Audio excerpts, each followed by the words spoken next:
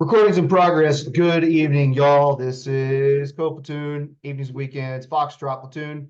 It's week 14, day one. I am your host, Jordan, back at it again. Talk about some CRUD in Django. It occurs to me that when I was kind of pointing out a put action on Saturday and everybody seemed a little out of it, we haven't showed you how to do that yet. No worries. So we're going to kind of get into that a little bit today, and then you're basically going to kind of be squared away on full CRUD from Django. There's not too much else we're going to cover besides built-in authentication and it's kind of the heavier things. Token management. That's the big stuff. Let's get into it. The application as of yesterday's lesson and a day 7 branch. That's what we're going to get started on. A few little quirks with this version, but it's fine. We'll work through it.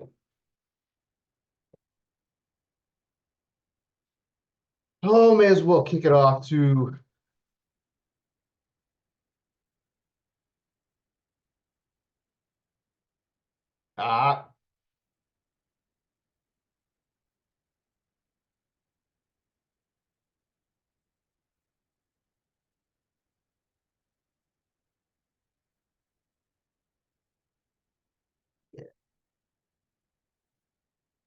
in the requirements file. My is this right? Oh no, we gotta check out, right?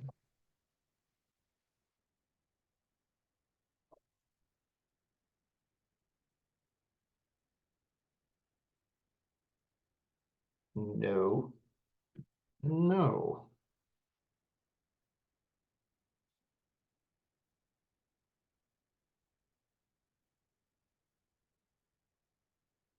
What's going on here? That's stressing me out. I got my environment in a weird spot on Saturday. All right, no more messing around. Let's go. Hit install. What does the -R do? That is a way to hand it a file. I think it stands for requirements file, maybe.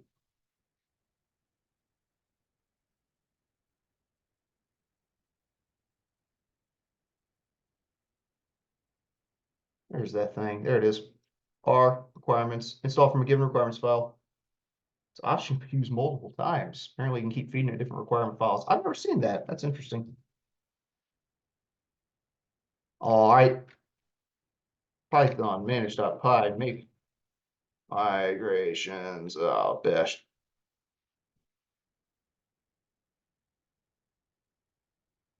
Oh, goodness.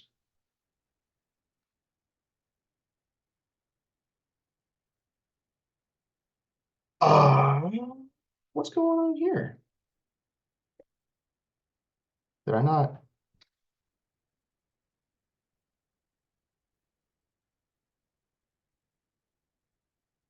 We might be having a slight issue. I don't know what that is.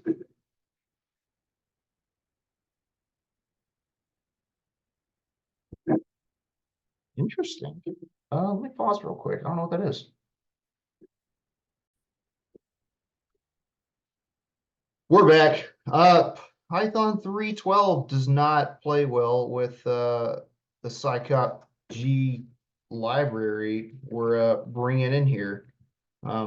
Probably time to update these requirements for newer Python versions. Anyhow, that ain't a lot of time. Virtual environment's running. We're migrated. Let's get into the daggum lecture now. CRUD. We've talked about CRUD before. We're going to talk about it again. Create, read, update, delete. Common acronym. You're going to see this a lot. I really don't want to read all. I think we know what all this stuff means. If you have questions about what one of these HTTP verbs does, we're going to cover it here again. CRUD and API design. So you can look at these if you want to. If you love SQL, and if you look at the world through the goggles of SQL, instead of having normal conversations, you spit out SQL queries and have no friends. You could then use that information to link this. A post would be kind of like an insert. A get would be like a select, put, update, patch, update, delete, delete. Truly and honestly, if you're posting, you're probably creating a new resource. Get, read, that makes sense. You want to put when you're updating an existing resource. And there's a little bit of differentiation here in how you kind of pull and how you perform this. As long as an ID is created when you create, you know, an index, something, a tape, whatever. As long as you don't destroy that ID and you just change values on it, technically you're just editing it, you're just updating it. But what we don't want to do is rewrite information over non-changing information. So if I hand you a post object and let's say the three things you need are a Pokemon, a name, and a level, and I give you all three of those, we post it, we're good. If I want to make an update, I should really only be offering you the information that I want changed, and you should only be rewriting what was changed. Let's say I did Pikachu color yellow level 1. If I send you level 2, you really should not be taking your data object and saying, hey, forget everything you know, your new name is Pikachu, your new color is yellow, your new level is 2, and shove it in there. Technically, that's not really any different than only saying, hey, just change your level, keep everything else. It is very wasteful, or it can be. And from, I don't know, a bug, from like reducing your blast zone of an issue, if something's improperly put, if your form is properly filled out, you don't really want to be blasting away all your information all the time. Really just should be changing the fields that are being changed. Does that make sense? If it doesn't, it will down here, hopefully.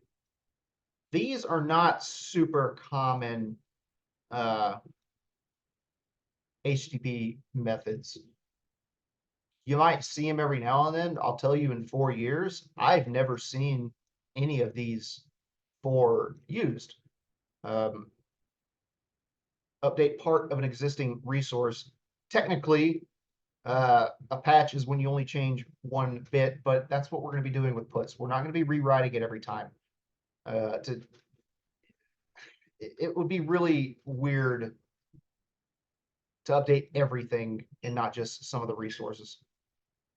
I feel like my computer's slowing down. Give me a sec.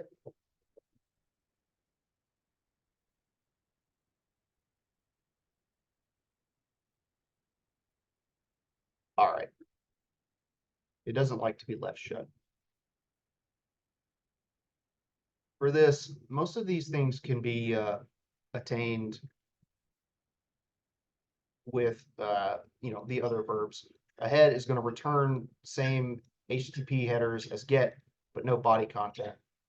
If that's all you really wanted and the body content was gigantic, I could see you wanting that, but still your get 99.9% of the time is going to give you the things you want. You just got to parse it.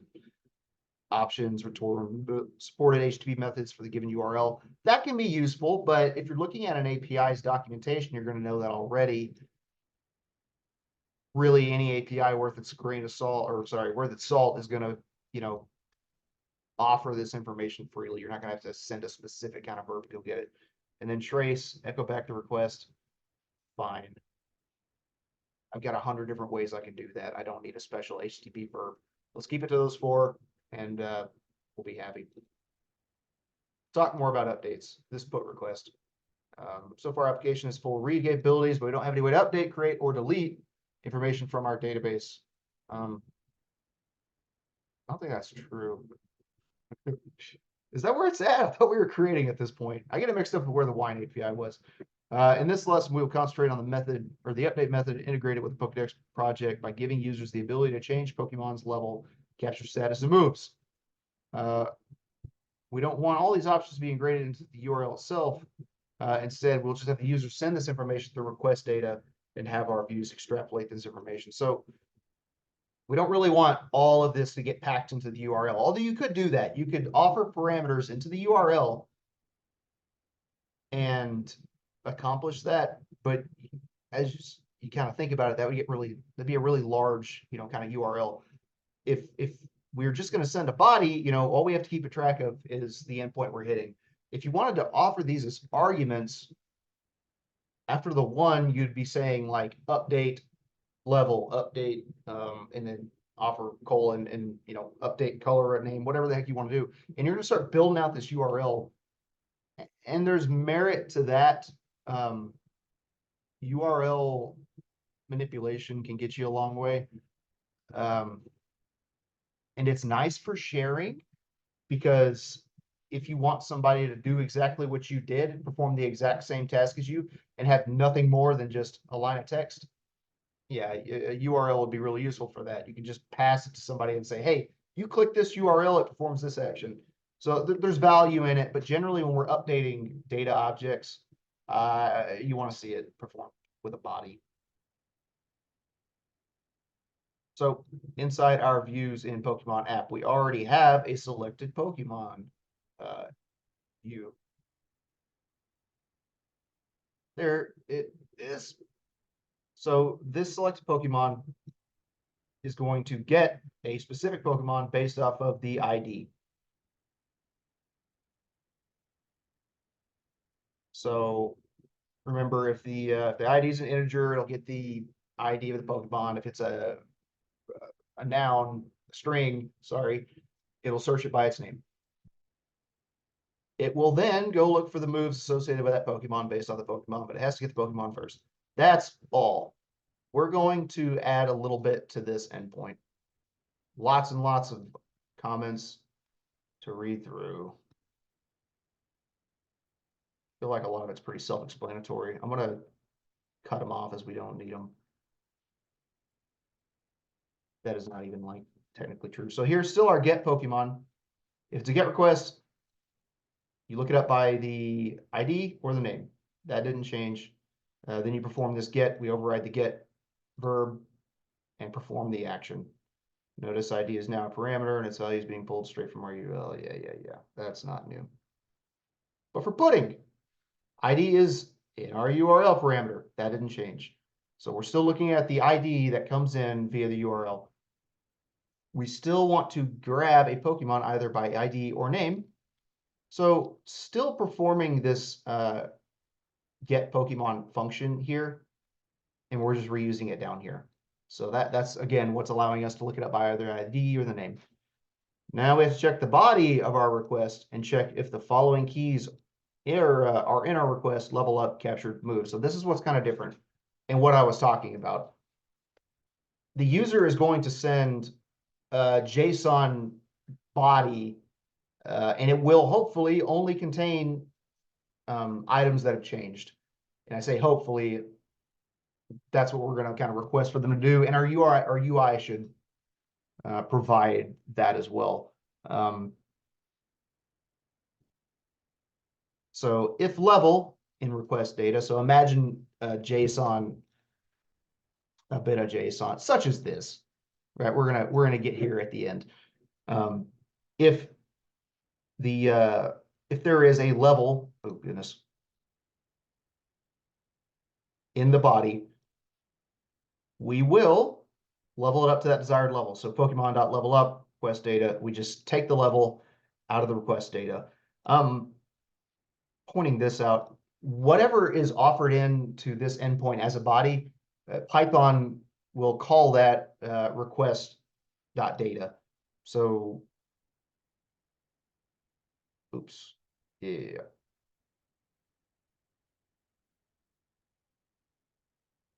This request is coming from here, right? The endpoint is being provided self because it's class, a request and an ID. The request is going to have all kinds of stuff. We've talked about it before, the request type, some headers about the request, but the data is where a body would be added in, a JSON body. So we should be able to query that by saying request.data, and then the keys of that JSON object are going to be what we are looking for. So request.data ought to give us this.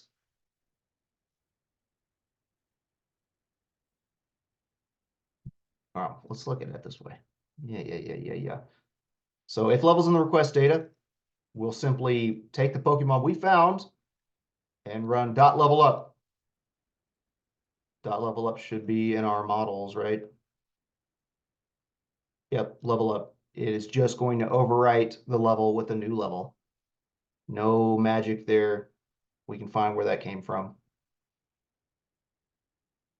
If captured in request data, so if the word captured is in the request data at all, a Pokemon's capture status will be set to this value. So we're going to overwrite it.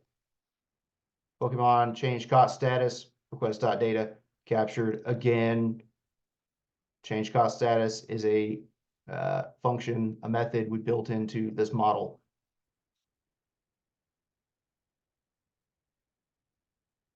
And then full clean to check our validations. Pokemon.full clean is going to run whatever validations we have written for this. Verify it will actually sync up to the model it's supposed to go into before we try and save it. We really, anywhere you can catch an issue before it gets to the database, the better. You really don't want the database to be the one saying, oh, hey, that's not cool. Because SQL's not super duper smart. Although it's pretty good about not letting you do stuff you haven't told it to do. The database's job is not to validate this data. It's just trying to put stuff in. We're going to keep it on the back end, Python. That's where we're going to be writing our validations, and that's where we want to be catching issues before we ever try to shoot to the database. That's a lot harder issue to track down also. I would rather see Python, errors than SQL errors. I imagine that might be the same for all of y'all. Not a fan of SQL errors. They're not super easy to understand and read all the time. Python errors can be made a little bit clearer, especially if we, write some actual error handling into our logic. We have that option. Full clean does that. Pokemon.save saves it, writes it to the database, and then we're going to serialize our updated Pokemon and return it as JSON.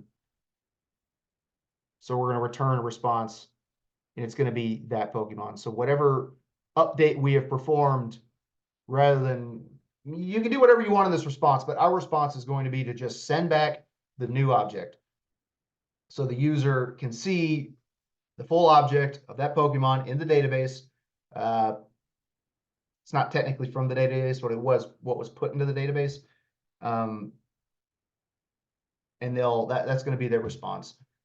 It is not weird or different from convention to instead only change the fields that were changed. Our response could be something like, I don't know, you could like response string. I'm only showing you this because this is something I kind of would like to see. Maybe I'm just a little picky. I would maybe add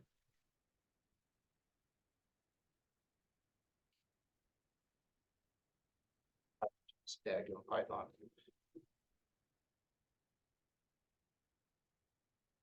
Development coding all day. Ugh.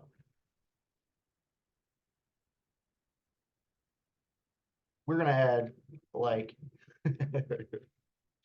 level changed, new level, and then request.data level, right?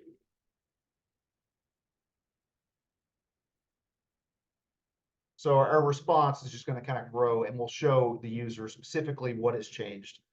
And then instead of returning the Pokemon, we return this string that we keep building onto. It's your choice on that. It's very easy and concise to just shoot back the new object that's been updated.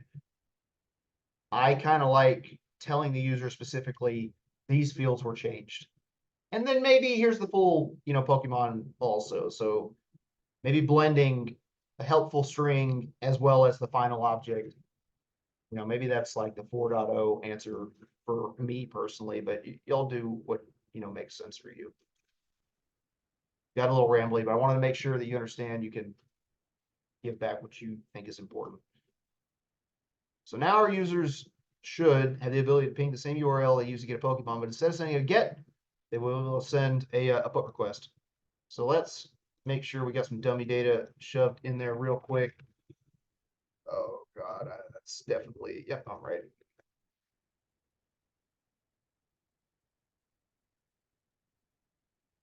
I don't know what is with, I think it's because the autocomplete comes from the Django library directly and has to kind of look it up. If you try to autocomplete Django, it always takes a while. Yeah, pasted. It's gonna work the way I want. That break anything? We good?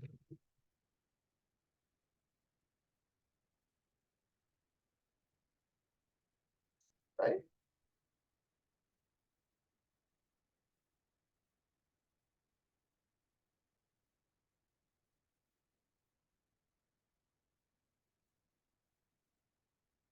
Just making sure this all went in properly. All right, cool. So created a Pokemon Charizard. Oh, no. First of all, just read it from here. It's easier. Pulled in our moves, pulled in our Pokemon, created a new move, Psychic, saved it, Charizard, saved it, Pokemon 1, Pokemon objects, get ID. It created a Pokemon Charizard, added that move there. So move 1 of Charizard should be Psychic, right? We get that from here easily. We're going down a wrong bad path here. Oh, I don't like that. Yeah, okay, we're not gonna do it that way. We're just gonna look at it elsewhere. Not super strong at that. So let's make a get request. Let's spin up Django, make a get request, see what we get. Am I in the right spot? I am. Django, manage.py, run server. Not goodness gracious.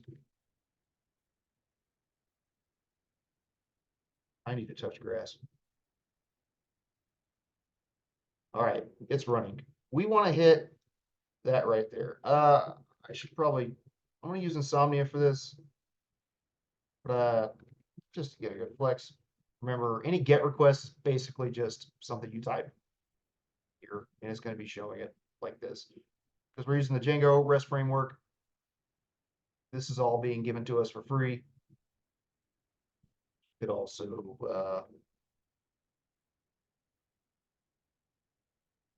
just curl it, get something nice looking, or like that JQ. Ah, it doesn't like that. That's okay. But as you see, that is the Pokemon model we're expecting back. And Insomnia or Postman, however you want to do it, it don't matter. They're all just tools. 8,000. Honestly, that should work. Send a get request. Oh, is that breaking it up weird? No, that's fine. Model Pokemon app. Primary key 1, Charizard. There's his move.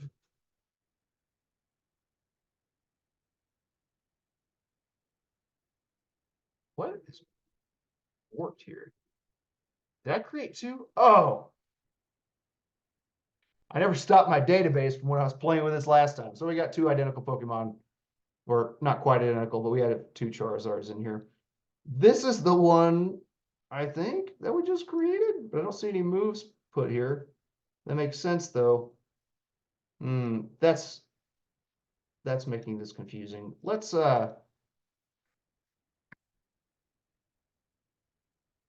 get to a good spot real quick.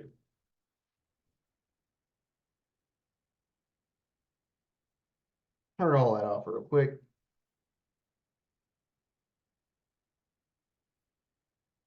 Start that up. Migrate the data.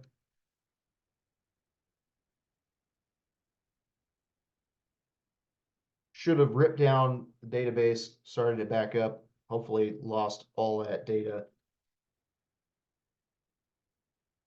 And then let's feed this stuff what it actually wants to see. And I think that's probably my problem. It is not going to nicely paste that. Oh.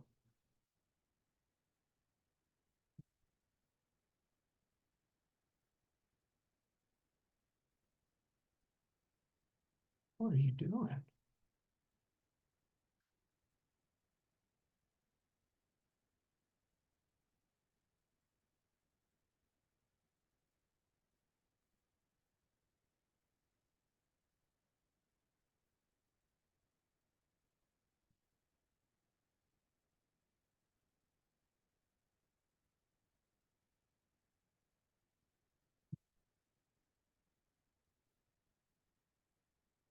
All right. Goodness me. Say it again. How's this look?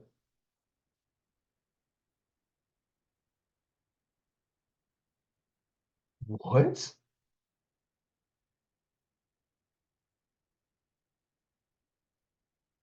I just typed URL. What are you talking about?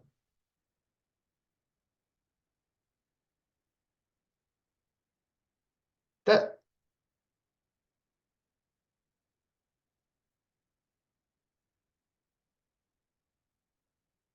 not up and running.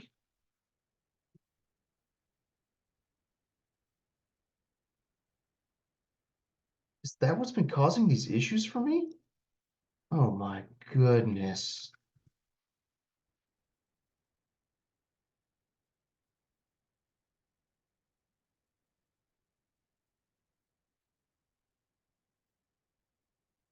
Dirty work practices.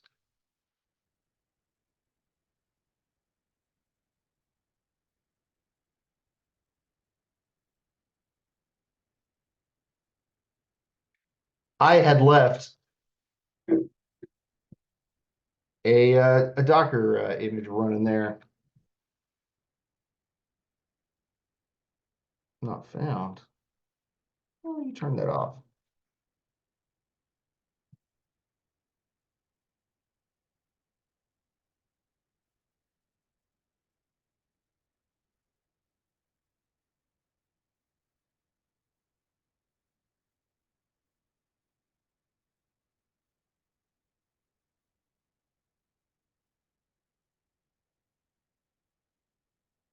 Jeez Louise.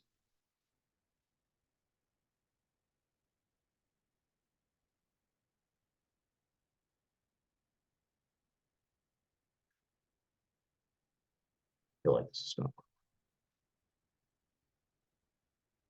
after I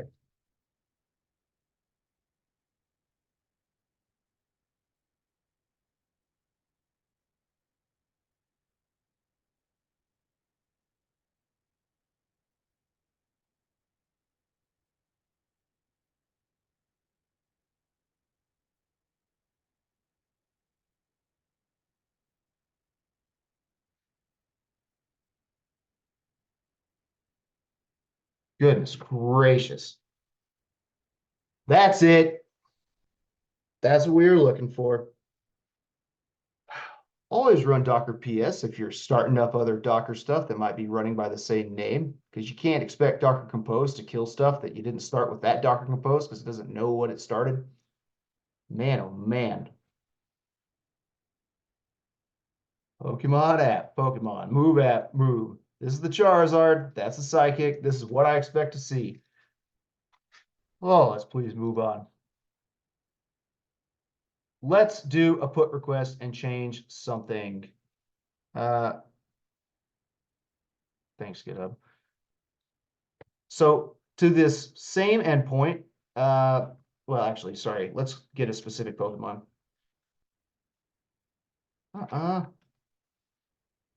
There. So this is grabbing a specific Pokemon using a put and a body of JSON. We could do level 30 ought to get it.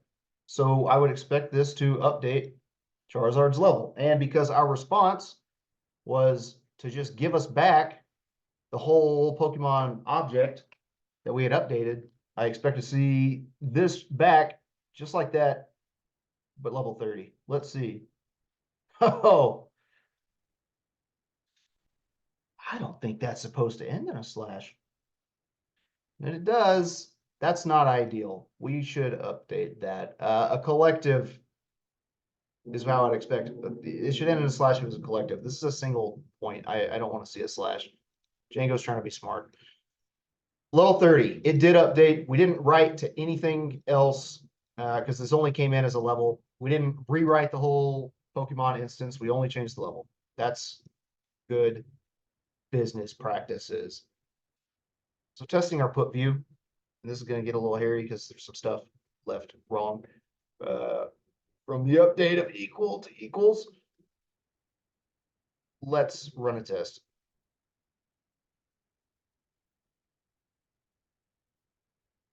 Since we have them. This is test views.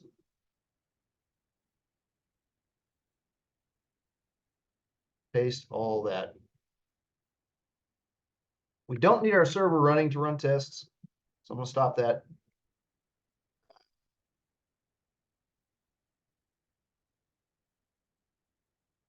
I don't know if I want to read through all that silly. So response, self-client put reverse, select Pokemon R's. We're looking for Pikachu, which should be created up here. We are going to set the level to 25, capture true 4, 12, 13, 6. And we should see some updates to this Pokemon. It's assuming capture status is going to go to true. Notice when it was created, it was false. So we are going to update only that object, or sorry, only that field. And now, everywhere we find this, I have to fix it. Just doing that ahead of time. I'm pretty sure we got some other bad actors over here.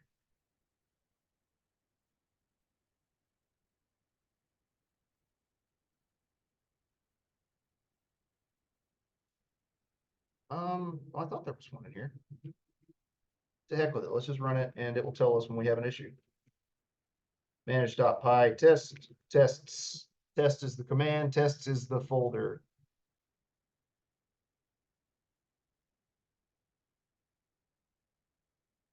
All right. Yeah, where are you hiding? Test view. There was more. Oh. Oh. Line 29 of test views. Yeah, that's supposed to be 0. This is returning back a collective.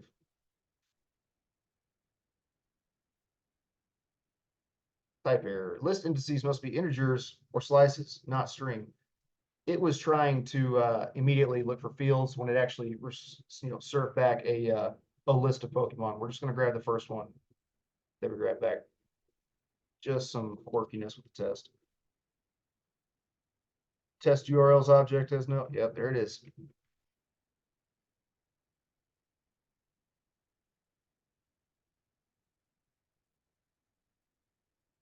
And there's one more thing I expect to see. This, which is, I believe, an out of order thing here. We are at some point going to add a API to this. And we're going to need this noun secret key. It's going to add. It's a nice little API. I thought I was going to get it set up before this, but I didn't want to give a bunch of credit card information. But again, wasn't planning on running this today. So we'll just copy that, or probably comment at that specific test. Is kind of what I want to do.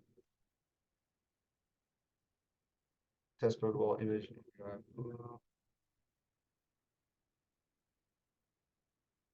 Yeah, that's getting us images. Not there yet.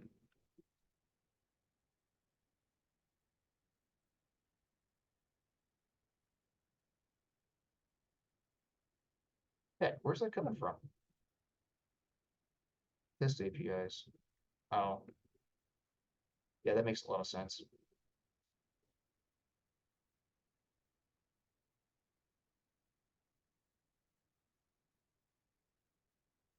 All good.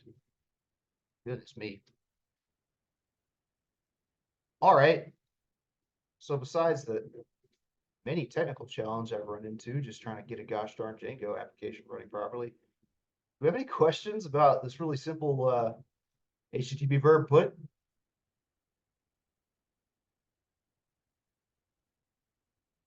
There's nothing wrong with sending the entire Pokemon data object as a put and just letting it update what it needs to and writing over the other stuff beyond that being bad practice.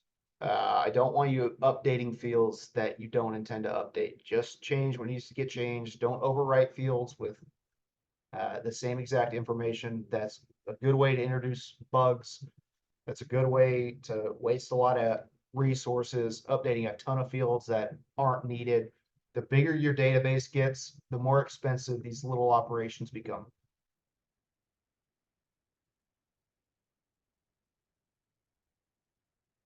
Project today.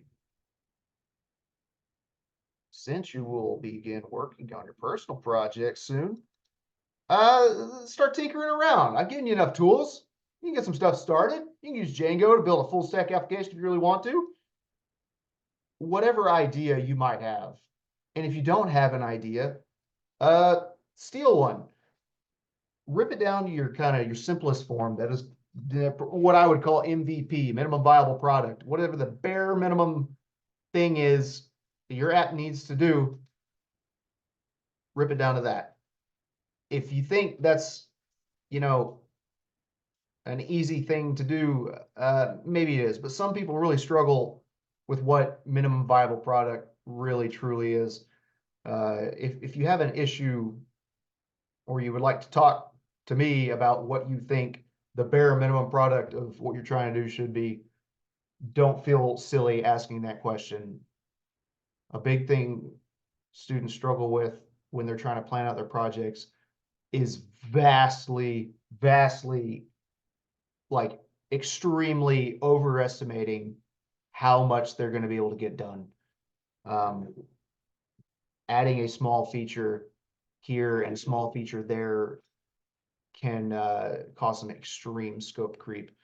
What you need to be doing is figure out the absolute bare minimum thing that makes your app, CRUD. If you can sign into it, you can create some stuff, read it, update it, delete it. That's it. Bare minimum, done. After that, you can add features. That's where planning comes into, planning is a big part of starting any of these projects. Just like, solving any challenge, doing a technical interview, anything like that, a little bit of planning ahead of time can save you a ton of work. Whereas you've seen, I've done technical challenges with some of you and just start coding right out of the box, end up costing yourself like an extra 5 minutes because you didn't quite comprehend how you were going to go about solving it. Just multiply that by 100, and that's what can happen with these projects. Get a really good idea of the flow of information on your project. It might seem simple or it might seem like not that big a deal. I'll figure it out when I get there. I want to start laying code. I promise you, those small decisions, those small feature adds are going to be so much weightier than you may be able to comprehend. Figure out MVP, figure out how to get there, draw pictures if you have to. This goes there. This is going to be the function that converts the information and then it goes in the database. Do that, see how long it takes you to get that, and then add stuff.